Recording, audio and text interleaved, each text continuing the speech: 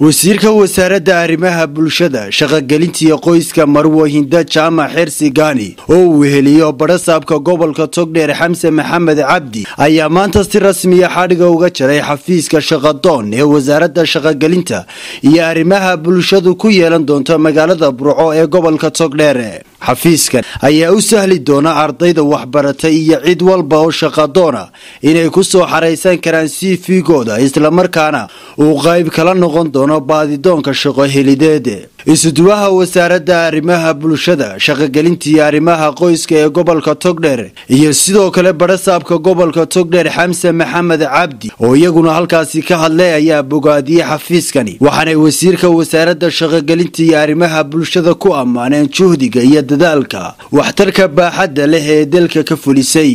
halkan masaaka waxa lagu daahfurayaa xadhiga laga goynaya Burco Job Center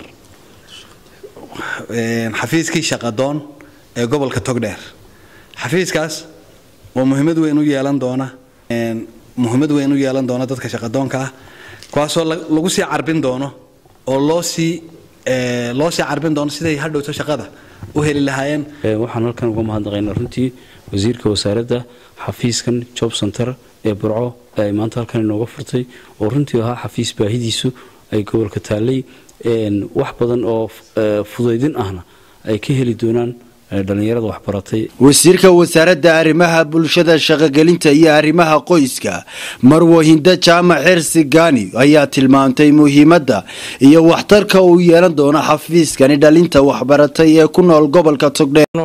Burco Job Center oo wasaaradda shaqagelinta arrimaha bulshada iyo qoysku ay leedahay run ahaantii waa qaybtii labaad weeye ee qaranka Soomaaliland ka furnayd wax badan ayay ka bedeli doontaa dhalinta waxbaratay ee shaqadoonka ah idamka Ilaahay.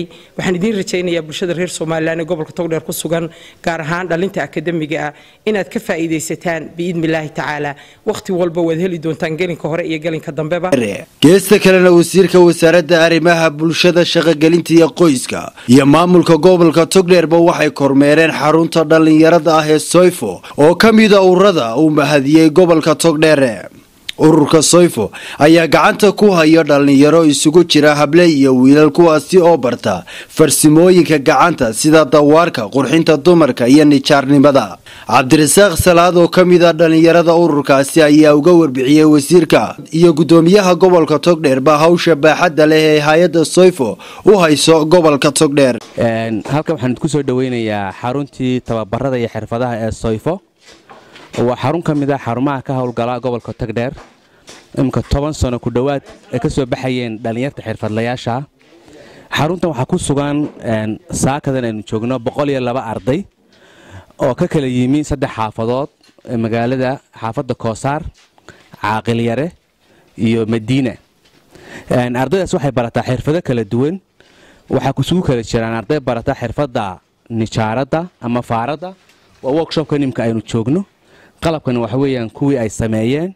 gudoomiyaha gobolka Togdheer Xamse Maxamed Cabdi ayaa ka waramay muhiimadda ay leedahay farsamada gacantu.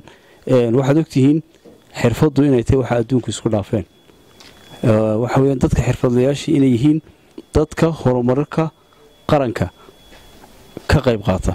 wasiirka wasaaradda arrimaha bulshada shaqagelinta iyo qoyska Marwo Hinda Jaamac Xirsi Gaani ayaa uga mahadnaqday dhalinyarada Soifo dadaalka iyo juhdiga ay ku bixiyeen in la helo dhalinyaro waxbaratay oo farsamada gacanta ah iyo adeegyada kale ee ka fuliyaan Burco.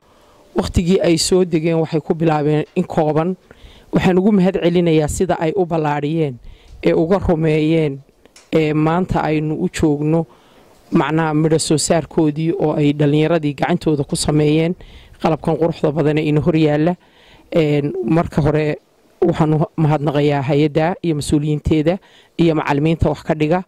barlabaadka waxaa runtii farxad ii ah anigoo magaca shaqagelinta ku hadlaya in aan arko dhalintii ugu firfircoonayd ama xoogooda uu ugu cusbaa dhalintii wadanka ahayd ee waliba xaafadaha duruufuhu ay saameeyeen in ay ka soo xulaan dhalintii ugu mudnayd inay wax bartaan. Absaaq Faarax Cabdilaahi TV-ga qaranka Soomaaliland Burco.